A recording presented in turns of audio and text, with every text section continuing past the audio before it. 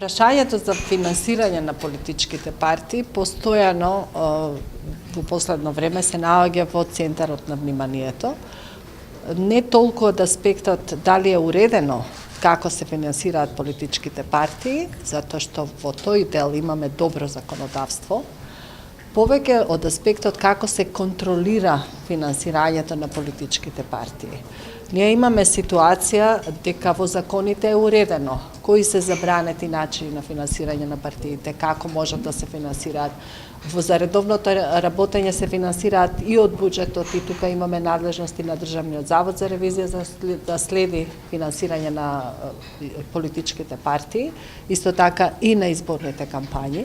Меѓутоа, системот за контрола е толку расцепкан, сите институции се надлежни и ниту една не е надлежна, всушност, за да каже кои се неправилностите и да донесе конкретна одлука за тоа дали имало неправилности во финансирањето.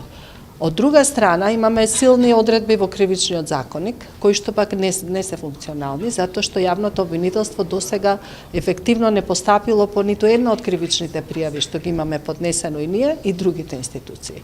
Значи, она за што ќе разговараме денеска е како дополнително да се уреди финансирањето на политичките партии и изборните кампањи, но повеќе од аспект да тоа финансирање биде со интегритет, да биде транспарентно, да биде отчетно, да се знае кој кого финансира и како, и да има контрола над оние донации и финансирања за кои што остануваат неодговорени прашањата од каде доаѓаат парите. Значи, многу повеќе светлина и транспарентност и одговорност во финансирањето на политиката, затоа што всушност тука влегува корупцијата воопшто во системот цел.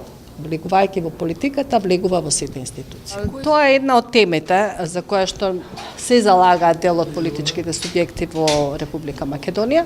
Меѓутоа, се уште траат разговорите дали е тоа добар модел. Има такви модели во светот, меѓутоа и таму каде што во најголем дел партиите се финансираат од буџетот, дозволени се сепак одредено ниво на донации, а кај нас проблемот е во контролата на донациите. Ние во однос на тоа дали ќе се финансираат и сега значителни средства се одвојуваат од буџетот за финансирање на партиите, ќе видиме. Тоа е сепак работа на политички договор, не е нешто што не постои како модел, но најважно е како сето тоа да се контролира. Кои се најчестите форми на донации кои што тоа се злоупотребуваат, да речеме во таа впрега после изборите, ви дадовме пари па сега ви нашата позиција? Знаете, ние имаме најчестите форми како влегува политичката корупција е тоа дека оние кои што даваат големи пари за партиите после очекуваат услуги од луѓето кои што ќе дојдат на власт. Очекуваат дека во нивна полза ќе се носат закони, ќе се носат некакви одлуки или ќе добиваат предност и приоритет при водењето на нивните деловни потвати, бизниси, јавни набавки и така натаму.